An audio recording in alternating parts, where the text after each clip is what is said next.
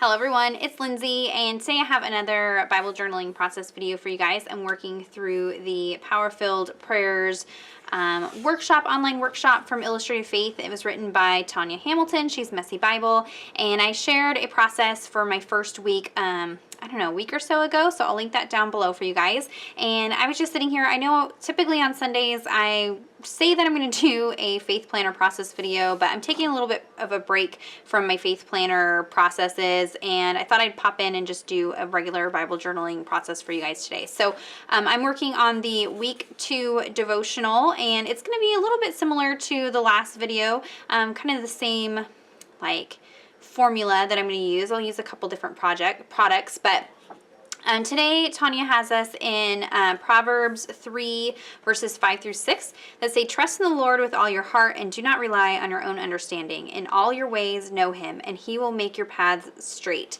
And so here for today for prayer, she's talking about praying for your family. And I love this. This is something that I kind of take for granted sometimes and forget to pray specifically for my family, and not just prayers that they quit driving me nuts or that my kids behave better or something like that, but praying for their protection and praying that they would have a heart for God and a desire for God, and that they would just draw closer to him. And so she says in here, "When I choose to pray scripture over my family, I move from my desires for them to act a certain way to lining up with what the Lord wants for them." And there's something, I don't know if any of you have been through marriage counseling, and in marriage counseling we are counseled to pray for our spouses, and there's just something that transforms and happens when you begin praying specifically for somebody. Even maybe when you don't want to, or when it's difficult, or when it's hard. So I'm going to pop in and just do some journaling. I'm going to use her little Mad Lib piece down here where she is actually taking these the scripture, these verses, and turning them into a prayer for your family. And so you would insert your own name or things like that. So it'll say, "I will trust in the Lord with all my heart, and I will not lean on my own understanding. In all my ways I will acknowledge him, and he will make straight my paths."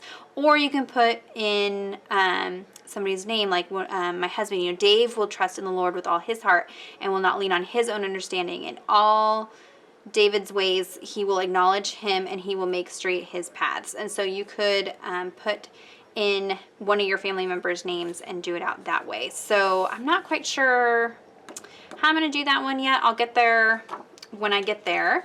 But I've gone ahead and printed out the printable pieces on just regular cardstock, and I've already kind of pre-cut things out just to save time. I really love the color palette of this week. It's got this little bit of a lavender color. So I pulled out the new milled lavender distress oxide ink, and I'm going to do some ink smooshing on the background, and then some mixed media technique with some acrylic paint over the top of that. I have some texture stamps, some bubble wrap, so we'll be kind of doing some mixed media. I also have this little bow from Felicity Jane. I thought it kind of matched the colors, and so I went ahead and also punched out the tabs. I'm going to do a little bit of a tab layering situation there. And yeah, we're just going to kind of play and see where this leads us. So I'm going to go ahead and put you on fast forward, and let's dive in. Okay, so diving right in, I'm going to start with the background, and we are going to be doing the ink smushing technique. This is a technique I use all of the time. So I just have a piece of plastic packaging. I'm going to spray it with some water after I've smushed down some of the ink, and then spray some water on my page, and then just smush that down. Now, this is the Illustrating Bible, so the pages are a little bit thicker. I did not prep these pages ahead of time. Distress oxide ink can bleed through your pages, but a color like this, light purple, doesn't really bleed through, so I don't have to worry about it. But you can see it's so light that with lighting in my studio, I don't know that you can even see the purple with the first layer. So I dried that, and then I'm going to do the same technique 3 times. So a total of 3 layers of this purple to really build up the color and the texture. So, and one little trick is if you spray water on your page, in addition to the water that you spray on the packaging, you're less likely to get those harsh square marks that will sometimes happen. So you can see where I smushed down the ink, sometimes that will create a square on your page. And so by just lightly touching the page with the plastic and by wetting the paper itself kind of helps lessen that.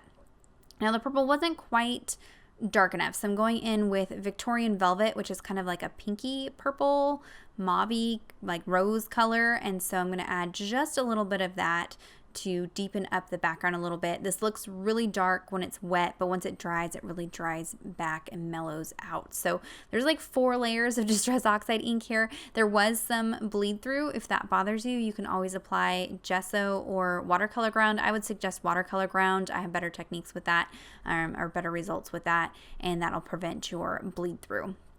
So now that that's dry, I'm going to go in with some acrylic paints. So I have this sherbet pink from Target, and then this jonquil yellow from the Martha Stewart paints. And my last video I used my finger. This time I'm going to use a brush because I didn't feel like getting super messy.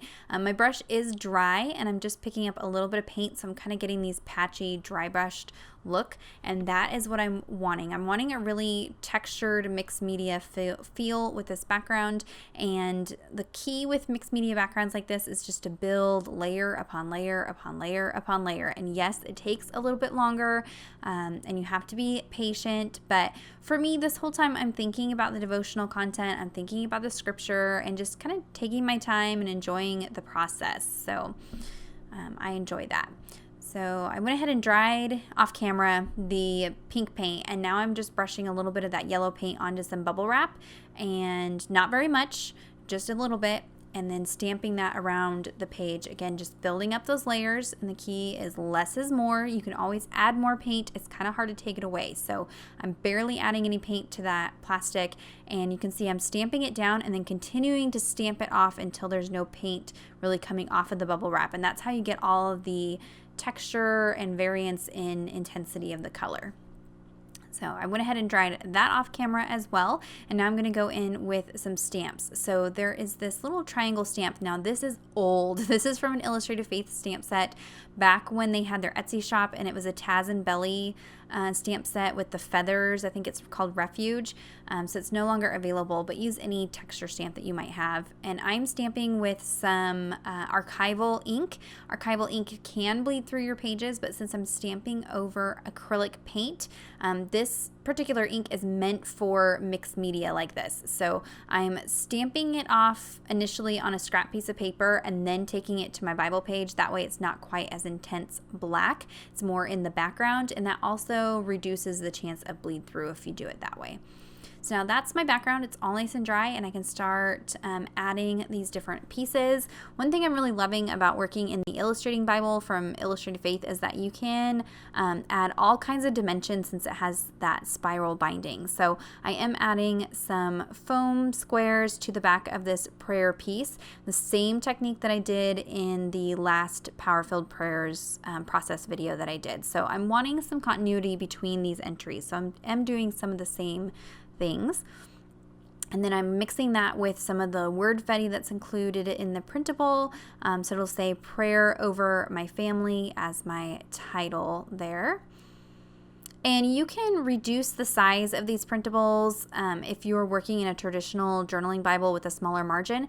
This prayer piece would be very large in a regular Bible. So you could reduce the size of your printables or print it on clear sticker paper, and then that way you don't have to worry about covering text if that's something that bothers you. But you can see here in Proverbs, I have about 6 inches of space to work with. So I have plenty of room, and I find I'm more likely to use cardstock for my printables than clear sticker paper in this Bible, because I'm not really worried about covering up the text since I have so much more room, and so it's much cheaper to print on cardstock than it is to print on clear sticker paper. So I'm finding I'm more likely to use my printables. Before, I was kind of hoarding and not printing because I didn't want to spend the money on the clear sticker paper, so this kind of works a little bit better. Like even this washi strip is printed on cardstock, and it worked out just fine. It does make the color really bright and intense, whereas when you print on clear sticker paper, it kind of mutes it a little bit so it blends into the page a little better. It just depends on what look you're wanting. So there's this bright yellow piece, and then I pulled out this black and white grid washi. This is from Felicity Jane. This is one of my favorites. I actually just got another roll of this just so that I didn't run out because it is a favorite of mine. And I'm going to layer that up behind this black and white photo. And I kind of fussed with trying to decide if I wanted to layer more behind this photo or just kind of let it be. I love the look of these black and white photos as these kind of statement images with these entries. I think they are so pretty and just really different from anything else that I'm doing in this Bible right now. So I decided to just go ahead and adhere that down. And then now I can use that blank space to fill in the little Mad Lib area. And so you could either cut out the printing or do like me. I'm going to use a combination of the word fetty and my own handwriting to write out this prayer. And so basically what we're doing is we're taking those verses, Proverbs 3, 5 through 6. Like I said, we're subbing in different pronouns to make the verse into a prayer over your family. So I make it more like we. It's kind of the way that I approach it. So my family will trust in the Lord. And then you can see I'm going back and forth between cutting out the little word fetties that come in the printable to spell this out. And it just adds little pops of color in there also. So it just takes a few minutes. I am using a ruler to sketch out my lines, you can see there. And then I have the verse address, Proverbs 3, 5 through 6, printed out. And then I'm also going to pop that up on foam adhesive just like I did in my last entry that I did for this workshop. And that just adds a little bit more dimension and interest. I'm going to use all the excuses to pack in junk into this Bible. I'm going to create a little tab cluster here at the top, again bringing some of that grid washi up to the top there. And that's just kind of a design thing that I do. If I've got washi on the bottom, I try to bring it up to the top also.